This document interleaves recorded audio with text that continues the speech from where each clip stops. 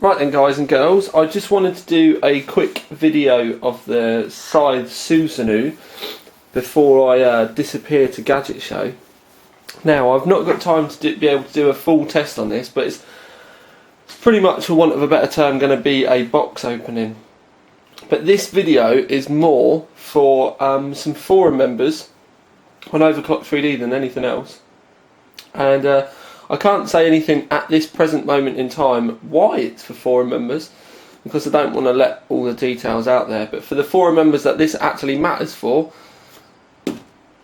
this is the final thing. I will get everything sorted when I get back from Gadget Show. Anyway, right, the Susanoo is straight away, it's what they say is a cooler for advanced users. Now, although I wouldn't say this is going to be a cooler for the mass market, it's definitely not like a limited edition or anything like that. And it's pretty much something that if you've got the room or everything kind of works with the cooler for you, then obviously you can buy it. But the thing is it is rather large. I mean, the box, we've got loads of details and stuff here, but I'm going to pop it open because pretty much the whole thing about this video is to show you the cooler itself, and it's chuffing massive. Now, right, I have to even stand further away with it, it's so big. These fans are 100mm fans, so you've got 4 100mm fans on this. If I take this pack out so that we can have a proper look,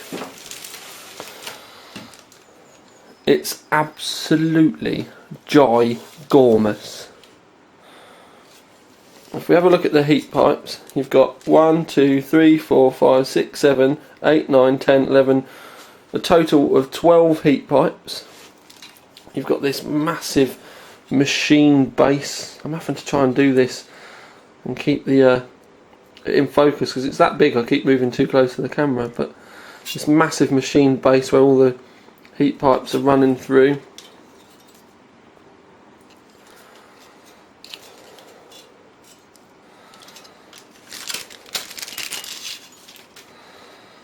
can see the fans there again, and the large kind of finned section.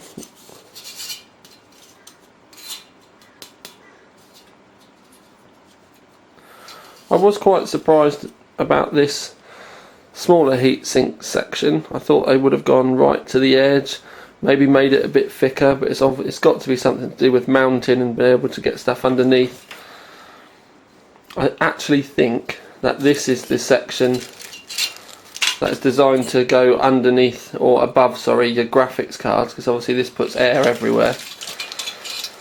But it is absolutely massive. Now what I'm just going to do is, I'm not going to fit it to a motherboard, but I'm going to get a motherboard out, and I'm going to give you a look at quite how dominating this would be in a system, just so that you can have a look. So if yeah, I'm going to cut the camera off quickly, and then yeah, we'll have a look at it kind of perched on top of a motherboard. Right then, this is the board that I normally use for my heatsink testing, because I've got a selection of stuff that I use as static, so it's all it makes it a lot quicker for me to do my stuff. And basically, if you have a look, we go heat pipes down, and that's roughly whereabouts it would sit on your system, and it is designed so that you can still get your graphics cards underneath, as long as you've not got extended height PCI brackets like on the right, let's get my words out, like on the 580 Lightning or stuff like that. As you can see, it's a hell of a lot of downward force. There's a lot of fans there. Obviously we don't know how loud they're going to be yet, but we're going to do proper testing later. But it does come with a fan speed reducer for the back, and it all gets powered by Molex. But it's a big old unit. But the thing that I am quite impressed with is, although it is quite a large unit, it doesn't extend out from the motherboard at all. It stayed within the normal ATX specs, and also it's not very tall. it doesn't actually stand out from the motherboard as much as you'd think. If you think about how tall some tower coolers stand out. So pretty much, now it is fairly weighty, but I've got to admit it's not as heavy as I was expecting. I thought I was going to have to review this with it fixed to a board on a surface, but I've got a funny feeling you might be alright with this actually in an upright normal style case. But obviously time constraints are massively tight at the moment, so I'm not going to be able to review this before I go away. But one thing I can say is you are going to be seeing quite a bit more of this cooler, just because I'm going to be having to play with it and doing a few things with it.